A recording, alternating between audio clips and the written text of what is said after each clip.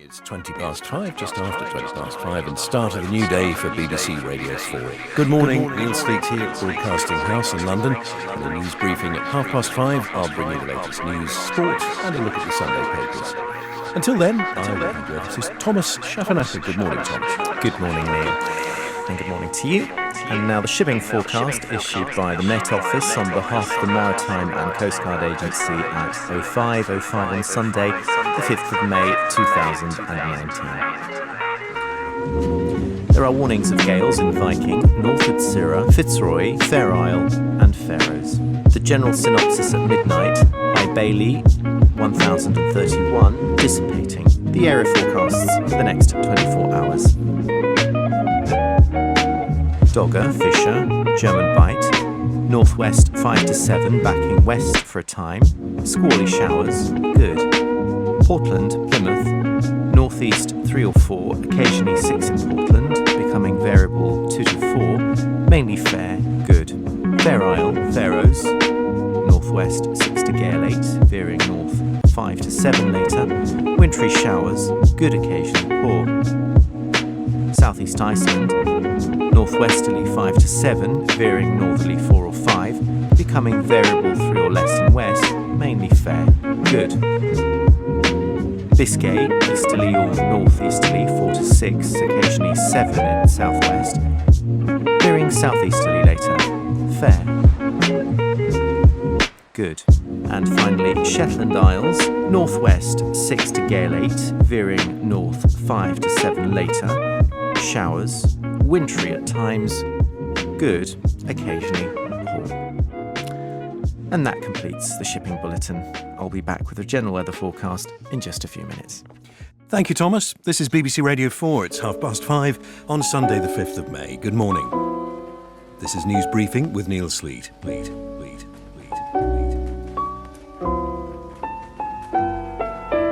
Theresa May has called on the Labour leader Jeremy Corbyn to put aside their differences on Brexit and reach a deal. Police forces in England and Wales are being urged to rethink their policy of asking rape victims for access to messages and photographs on their phones. And in sport, Liverpool have beaten Newcastle United to move back to the top of the Premier League table.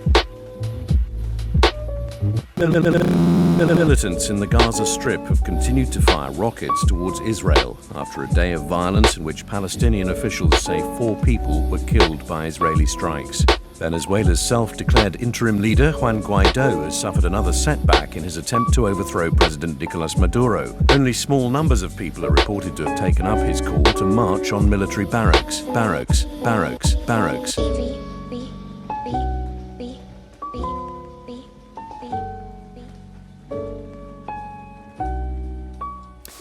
That's the BBC News. Now Thomas is back with the weather. Thank you, Neil. Hello again. Well, it's going to feel more like March than May today. It's certainly very chilly this morning. Around quite unusual to be so cold, but it does happen this time of the year. So, Scotland, Northern Ireland, much of Northern England, Wales and the Midlands, probably more clouds than sunshine today, with occasional glimmers of brightness, but not an awful lot. The best of the sun will be around southwest Wales and also southwest England. And the temperatures will continue to struggle today. This is Arctic air over us. We are in the middle of a chilly snap. The temperatures will range from 8 degrees on the North Sea coast to 12 degrees in the south.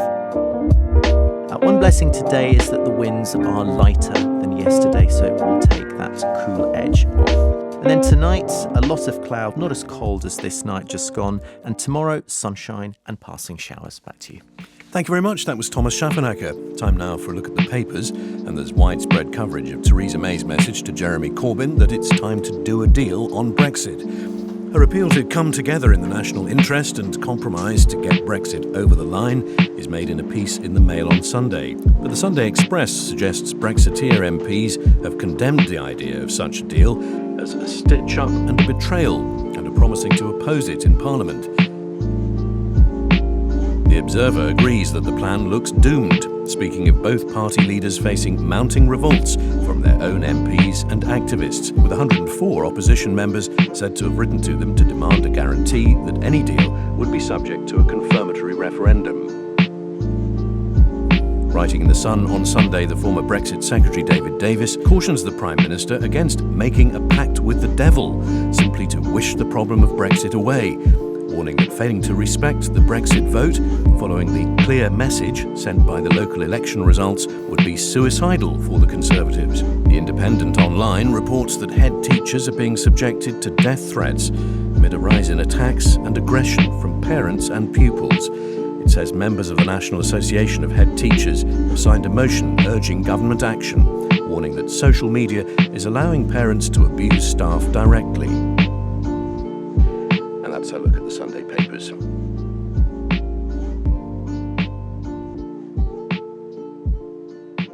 On now to sport, and as Liverpool push the Premier League title race to the final game, Andy Barwell has all the day's sport.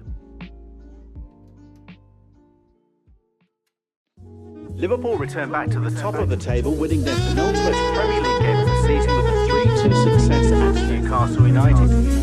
Divock Origi scored the winner on 86 minutes for the side managed by Jurgen Klopp. Liverpool are on 94 points with just the one game left. Manchester City have 92 points and a match in hand.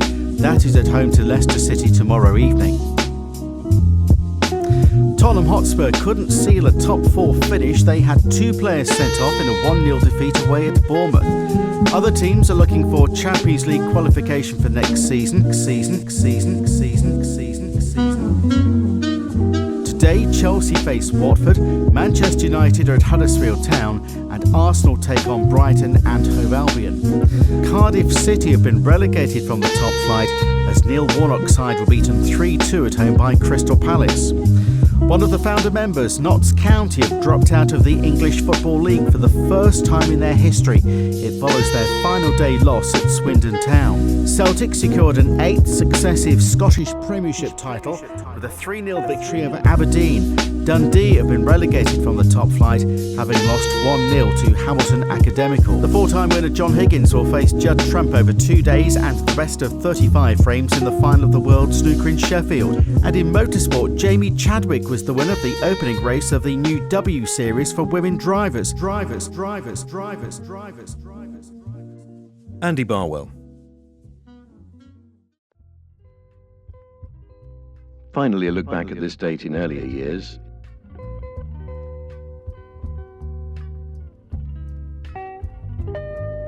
In 1980, the SAS stormed the Iranian embassy in London to end a 6-day siege by dissidents demanding the release of political prisoners. 5 Iranian gunmen were killed and 1 was arrested. One hostage, Ron Morris, a British worker at the embassy, described the moment the commandos burst into the building. The first thing we heard was a crashing of glass, and then there was a sound of firing. The Iranians rushed into the room, and there was this almighty explosion and a staccato of machine gun fire. I mean, it was really petrifying. And I threw myself onto this Pakistan man because I also felt that this was the end for us. A year later, the Republican prisoner Bobby Sands died in the Maze jail in Northern Ireland after being on hunger strike for 66 days. And on this date, last year, the former Manchester United manager Sir Alex Ferguson had emergency surgery for a brain hemorrhage. He spent more than 3 weeks in hospital, but made a full recovery.